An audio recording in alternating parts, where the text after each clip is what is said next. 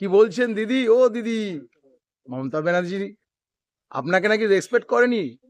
নরেন্দ্র দামোদর দাস মোদী যথেষ্ট রেসপেক্ট করেছে। আপনাকে তো দিদি বলেছে, পিসি বললে কি রেসপেক্ট করা হতো?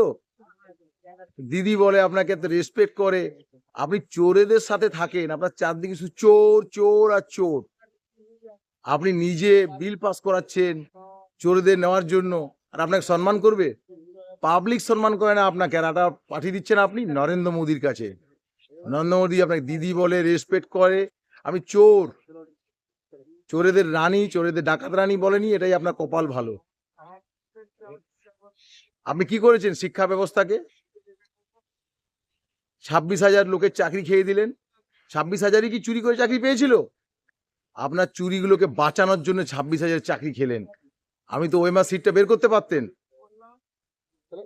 তাহলে তো বলতো যাক ওর সঙ্গপাঙ্গরা চুরি করেছে, মমতা ব্যানার্জি চোরেদের বের করে দিয়ে ফ্রেশটাকে রাখলো। আপনি সবাইকে চোর সাজিয়ে দিলেন। আছে আমাদের পরিচিত 2-4 জন টিচার, এই চাকরি হারা টিচার, তারা যাদের চাকরিগুলো আপনি খেয়ে দিলেন।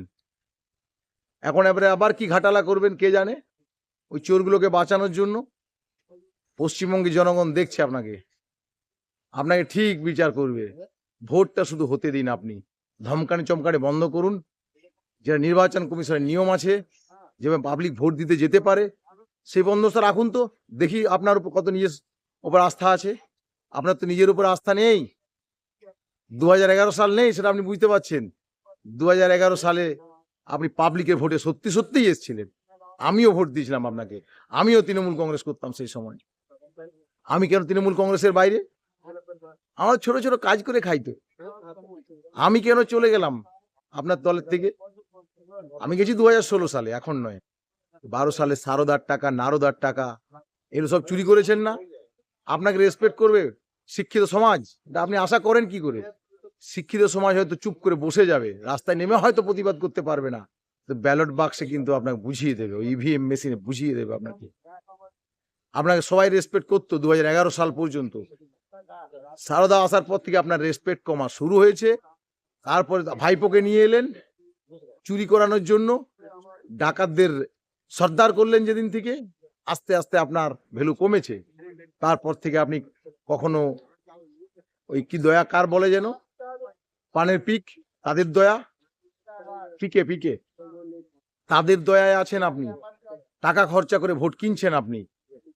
পরিযায়ী শ্রমিকদের টাকা দেবেন, তাহলে আমিও তো পরিযায়ী, আমিও তো পরিযায়ী। প্রত্যেকটা মানুষ পরিযায়ী সেজে যাবে। আপনার টাকাও নেবে, আবার কি গুজরাটে কাজ করবে, দিল্লিতে কাজ করবে, ইউপিতে কাজ করবে, আবার টাকাও নেবে আপনার। আপনার তো টাকা নয়, আপনার তো মাথা ব্যথা লাগবে কি করে? এই রাস্তা তো জনগণের ট্যাক্সের টাকা, যে ট্যাক্সের টাকায় শিক্ষা খাতে উন্নয়ন হওয়া উচিত, স্বাস্থ্য খাতে উন্নয়ন হওয়া উচিত, পরিবহন ডিপার্টমেন্টে উন্নত হওয়া উচিত, রাস্তা পথঘাট হওয়া উন্নত হওয়া উচিত, কোনোটাই আপনি নজর দেন না। এই রাস্তাটা কি অবস্থা, খানা খন্দে ভরা। আমার তো মনে হয় যেন আমরা সমুদ্রের ঢেউয়ের উপর দিয়ে যাচ্ছি, গাড়িতে যখন যাই, বাসে যখন যাই, ট্যাক্সিতে যখন যাই। কলকাতা A1 সিটি, হ্যাঁ, কলকাতার রাস্তা এগুলো। একটু বর্ষা হলেই বন্যা।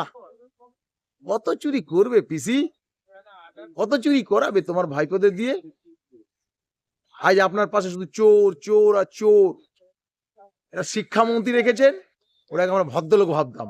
একটা শিক্ষামন্ত্রী চুরি করে জেলে গেছে, আর একটা শিক্ষামন্ত্রী আপনার ভুলভাল বকছে, মাথা গেছে সব। যে তৃণমূল করবে সেই নাকি চাকরি পাবে। বাহ বাহ বাহ, পারো বড় পিসি, তুমি চালিয়ে যাও, চালিয়ে যাও, তুমি চুরি চালিয়ে যাও। কালকে তো তুমি চেষ্টা করেছিলে কলকাতা ইউনিভার্সিটির পরীক্ষাগুলো বন্ধ করে দিতে, পেরেছো? সবার সিট দ্বারা বিক্রি হয় না, সবার সিট দ্বারা বিক্রি হয় না। একজন পুলিশ কমিশনার ছিলেন, দয়ামন্তী সেন, পুলিশ অফিসার, সিট দ্বারা বিক্রি করেননি। এবার নির্বাচন কমিশনার ছিলেন, পশ্চিমবঙ্গ রাজ্য নির্বাচন কমিশনার, তার প্রতি অনেক আপনি অন্যায় অত্যাচার করেছেন, তার ছেলেকে পর্যন্ত আপনি পুলিশ জেল খাটাতে চেয়েছিলেন, সিট দ্বারা বিক্রি করেননি উনি। আবার একজন দেখলেন ক্যালকাটা ইউনিভার্সিটিতে, সবার সিট দ্বারা বিক্রি নেই। আপনি অভয়াকে খুন করিয়ে খুনিদের বাঁচিয়েছেন। আপনার কোন সা রিলেটিভ হয়, এই কি ঘোষ যেন নাম, আপনার তো রিলেটিভ হয় শুনেছি। কোন স্যার রেডি হয় আপনি একটু বলুন না। তাকে বাঁচানোর জন্য আপনি অভয়ের বাবা মাকে কি অত্যাচারটাই না করলেন। আজ বিচারের বাণী নিবৃতে কাঁদছে। যে বিচার চাইতে গেল তারই মাথা ফাটিয়ে দিল আপনার ঠেঙ্গাড়ে বাহিনী। ওই পিসি তুমি পারলে বটে। যেদিন যেদিন তুমি গদি থেকে নামবে সেদিন তুমি বাংলায় থেকো, বাংলায় থেকো। সেদিন তুমি তোমার নামে না থুতু ফেলবে সবাই। এখন আড়ালে ফেলে, ভদ্র সমাজ আড়ালে ফেলে, তোমার কালীঘাটে গিয়ে থুতু ফেলে আসবে ওয়াক্থু করে। ওই যে ব্রিজটা তুমি ঘিরে দিয়েছো, তোমার টালির চালাটা দেখতে না পায়, নাটকের চালাটা, ওই ব্যারিকেড খুলে তোমার বাড়ির দিকে মুখ করে থুতু ফেলবে সবাই।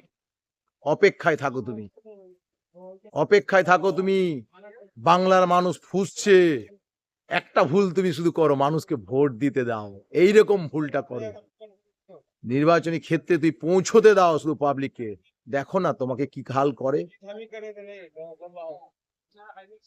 সিঙ্গুরের নাটক আমরা বুঝতে পারিনি, সিঙ্গুরের আন্দোলনে আমিও গিয়েছিলাম, টাটার প্রতিবাদ করে দিয়েছিলাম, উল্টো প্রতিবাদ। বাচ্চা ছিলাম তখন, বয়সে না, বয়সটা কম ছিল। তোমার নাটকটা ধরতে পারিনি। আজ মধ্য বয়সে এসে বলছি তোমার নাটক ধরেছে পাবলিক, আমার মতো সব পাবলিক ধরেছে। তোমার বিচার হবে, তোমার বিচার হবে। নবান্নে বিচার নয়, তোমার রাইটার্স বিল্ডিং এ বিচার হবে। তুমি রাইটার্স বিল্ডিংটাকে ভেঙেছো না, এতদিন লাগে, আজ 12-13 বছর লাগে রাইটার্স বিল্ডিং রিপেয়ারিং হতে। মানুষ যাতে তোমার কাছে পৌঁছতে না পারে, ঘেরাটোপের মাঝে তুমি আছো, তাই তুমি নবান্ন বানিয়েছো, রাইটার্সটাকে তুমি বাতিলের খাতায় ফেলেছো। ওই রাইটার্স আমরা রিপেয়ারিং করব, রাইটার্স থেকে বিচার হবে, তোমার বিচার হবে। তোমার কোথায় হাল হবে, তোমার হাল তো করবে ভগবান নরকে। বাংলার পাবলিক তোমার কোথায় হাল করে ছাড়ে, তোমার কি করে তুমি দেখতে থাকো, ওয়েট এন্ড সি। যাক, তোমার ঘুমটা ভালো হচ্ছে তো, ঘুমও ভালো করে। ঘুম না হলে একটু ঘুমের ওষুধও নিয়ে নিও। তোমার পাশে তো অনেক ডুপ্লিকেট ডাক্তার আছে, তাদের থেকে ওষুধ নিয়ে তুমি শান্তিতে ঘুমো। এখন ভোটের পরে তোমার ঘুম ভাঙাবো আমরা। জয় শ্রীরাম, বন্দে মাতরম, ভারত মাতা কি জয়।